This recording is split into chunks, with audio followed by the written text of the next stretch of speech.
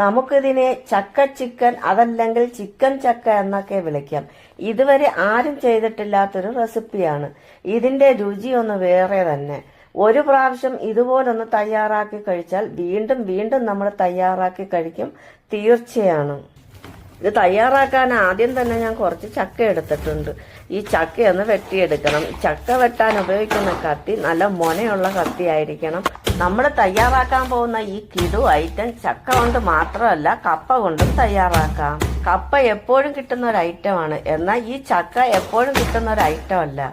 അതുകൊണ്ട് തന്നെ ചക്ക കിട്ടുമ്പം എപ്പോഴും നമുക്ക് ചക്ക കൂടുതൽ ഉപയോഗിക്കാൻ നോക്കാം. പോഷക സമൃദ്ധമായ ഈ ചക്ക രോഗപ്രതിരോധ ശേഷി വർദ്ധിപ്പിക്കും. വിറ്റാമിൻ സി കൂടുതലുള്ളതിനാൽ ശരീരത്തിന്റെ ഇമ്മ്യൂണിറ്റി മെച്ചപ്പെടുത്താനും സഹായിക്കും. ഈ ചക്കയിൽ പൊട്ടാസ്യം ഉള്ളതിനാൽ ബ്ലഡ് പ്രഷർ നിയന്ത്രിക്കാൻ സഹായിക്കും. നാച്ചുറൽ ഷുഗർ ഉള്ളതിനാൽ ശരീരത്തിന് തക്ഷണം ഊർജം നൽകും. ആന്റി ഓക്സിഡന്റുകൾ ഉള്ളതിനാൽ സ്കിൻ ഗ്ലോ മെച്ചപ്പെടാൻ സഹായിക്കും. ഈ ചക്കയിൽ നിന്നും കളയാനൊന്നുമില്ല. അതാ ഈ മുള്ള് വെട്ടിക്കളയുന്നു. പിന്നെ ഈ നടുഭാഗവും നമ്മൾ വെട്ടിക്കളയുന്നതേ ഉള്ളൂ. ബാക്കി എല്ലാ ഭാഗവും നമ്മൾ എടുക്കുന്നുണ്ട്. മുമ്പൊക്കെ നമ്മൾ ചക്ക വെട്ടുമ്പോഴത്തേക്ക് ഇതാ ഈ ഭാഗങ്ങളെല്ലാം എടുത്ത് കളയും. ഇതാ ഈ നാല് പോലത്തെ ഇതൊക്കെ പ്രത്യേകം എടുക്കുവാണെങ്കിൽ ഇതൊക്കെ തോരൻ വെക്കാനും നല്ലതാണ്. ഇതിന്റെ മുള്ളും ചക്കക്കുരുവിന്റെ ആ തൊലിയും പാടയൊക്കെ നമ്മൾ എടുക്കുന്നുണ്ട്. ഈ പാട ഇതെല്ലാം നമ്മൾ ഇതിനകത്തുനിന്ന് വെട്ടിയെടുക്കുകയാണ്. കണ്ടോ, ഈ ചക്കക്കുരുവിന്റെ സ്കിന്നിൽ തൊലി മാത്രം കളഞ്ഞാൽ മതി, ബാക്കിയെല്ലാം എടുക്കും. അപ്പൊ ചക്കക്കുരു നമുക്ക് വേറെ ആവശ്യത്തിന് എടുക്കാനുണ്ട്, അത് മാറ്റി വെച്ചിട്ടുണ്ട്. അതുകൊണ്ട് ഇതിനകത്ത് ചേർക്കുന്നില്ല. പിന്നെ ഈ മുള്ള് ഇത് പിന്നെ നടുക്കളത്ത് ആ ഭാഗം മാത്രമേ ഉള്ളൂ. ബാക്കിയെല്ലാം നമ്മൾ ഇത് വെട്ടി കണ്ടിച്ചൊക്കെ എടുത്തിട്ടുണ്ട്. ഇനി ഇതാ ഈ ഭാഗമൊക്കെ നമുക്ക് അരിഞ്ഞെടുക്കുവാണെങ്കിൽ അത് പ്രത്യേകം തോരൻ വെക്കാനും എടുക്കാൻ പറ്റും. ഇപ്പം ഞാൻ ഇതൊക്കെ ഇതിന്റെ കൂടങ്ങിടെയാണ്. പ്രത്യേകം തോരൻ വെച്ചാൽ പെട്ടെന്ന് അത് വെന്ത് കിട്ടും.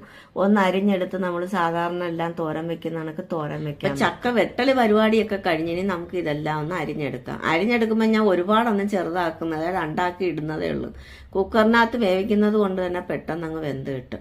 അതുകൊണ്ട് ഞാൻ എന്താ കുക്കറിനകത്ത് എടുത്തിട്ടുണ്ട്. കുക്കറിനകത്ത് നമുക്ക് ഈ വെട്ടി കണ്ടിച്ചതെല്ലാം കൂടെ ഇട്ട് കൊടുക്കാം. അതിനകത്തോട്ട് കുറച്ച് വെളുത്തുള്ളി വേണം. വെളുത്തുള്ളി ഒന്ന് ചതച്ച് തൊലിച്ചെടുത്ത് അത് അങ്ങോട്ട് ഇട്ട്. ചക്കയും ചീനിയൊക്കെ നമുക്ക് കറി വെക്കുമ്പോൾ കുറച്ച് വെളുത്തുള്ളിയൊക്കെ തോനെ ഇട്ട് കൊടുക്കുന്നത് നല്ലതാണ്. ഇനി ഇതിലേക്ക് 2 പച്ചമുളക് ഇട്ട് കൊടുക്കാം. ആവശ്യത്തിന് ഉപ്പ് ഇട്ട് കൊടുക്കാം. കുറച്ച് കുരുമുളക് പൊടി ഇട്ട് കൊടുക്കാം. ഇനി ഇതിലേക്ക് മഞ്ഞൾപ്പൊടി ഇട്ട് കൊടുക്കാം. നമ്മൾ നല്ല ജീരകം ഇതിന് ഇടുന്നില്ല. ഇത് കറിക്ക് നമുക്ക് നല്ല ജീരകം വേണ്ട. ഇനി ഇത് വേവിക്കാൻ ആവശ്യത്തിന് വെള്ളം ഒഴിച്ചു കൊടുക്കാം. ഒന്ന് അടച്ചു കൊടുത്ത് നല്ലതുപോലെ ഒന്ന് വേവിച്ച് മാറ്റി വെച്ചേക്കാം. ഇനി നമുക്ക് ചിക്കനിനകത്ത് അരപ്പ് പുരട്ടി വയ്ക്കാം. കുറച്ച് ചിക്കൻ എടുത്തിട്ടുണ്ട്. അതിലേക്ക് മഞ്ഞൾപ്പൊടി ഇട്ട് കൊടുക്കാം. മുളക് പൊടി ഇട്ട് കൊടുക്കാം. കുരുമുളക് പൊടിയും ഗരം മസാല പൊടി അല്ലെങ്കിൽ ചിക്കൻ മസാല പൊടി, പിന്നെ മല്ലിപ്പൊടി ഇട്ട് കൊടുക്കുന്നുണ്ട്. ഇനി ഇതിലേക്ക് ആവശ്യത്തിന് ഉപ്പും കൂടെ ചേർത്ത് കൊടുക്കുക. ഉപ്പും കൂടെ ചേർത്ത് നല്ലതുപോലെ ഒന്ന് മിക്സ് ചെയ്ത് കൊടുക്കുക. നമ്മൾ പരലുപ്പായത് കൊണ്ടാണ് അതിൻ്റെ നീരൊഴിച്ചു കൊടുത്തത്. ഇതെല്ലാം ഒന്ന് മാറ്റി വെച്ചിട്ട് ഒരു കുക്കർ എടുത്ത് അടുപ്പി വെച്ചിട്ടുണ്ട്. ആ കുക്കറൊന്ന് ചൂടായി വന്നപ്പോഴത്തേക്കും 2 തണ്ട് കറിവേപ്പില ഇട്ട് ഒന്ന് പൊട്ടി വന്നപ്പോഴത്തേക്കും തൊലിച്ചു വെച്ച വെളുത്തുള്ളിയും ചതച്ച് വെച്ച ഇഞ്ചിയും തൊലിച്ചു വെച്ച ചുവന്നുള്ളിയും അരിഞ്ഞു വെച്ച സവാളയും ഇട്ട് കൊടുത്ത് 2 പച്ചമുളകും ഒരു തക്കാളി അരിഞ്ഞതും ചേർത്ത് കൊടുത്ത് ഇനി നമുക്കിത് നല്ലതുപോലെ ഒന്ന് ഇളക്കി കൊടുക്കാം. ഈ എണ്ണയ്ക്കകത്ത് കിടന്ന് കുറച്ച് ഇതെല്ലാം ഒന്ന് വാടി വന്നപ്പോഴത്തേക്കും നമ്മൾ നേരത്തെ പുരട്ടി വെച്ചിരിക്കുന്ന ചിക്കനെ ഒന്ന് എടുത്തുകൊണ്ട് ആ ചിക്കൻ ഇതിലേക്ക് തട്ടിക്കൊടുക്കാം. ഇനി നല്ലതുപോലെ ഒന്നും കൂടെ ഒന്ന് ഇളക്കി കൊടുക്കാം. നമ്മൾ ഇതിനകത്ത് ഉപ്പിട്ട് കൊടുത്തില്ലായിരുന്നു. ഇനി കുറച്ച് ഉപ്പും കൂടെ ചേർത്ത് കൊടുക്കാം. ഇനി ഒന്നും കൂടെ ഒന്ന് ഇളക്കി കൊടുക്കാം. ഇതിൻ്റെ പച്ചക്കുത്തെല്ലാം ഒന്ന് മാറി വരട്ടെ.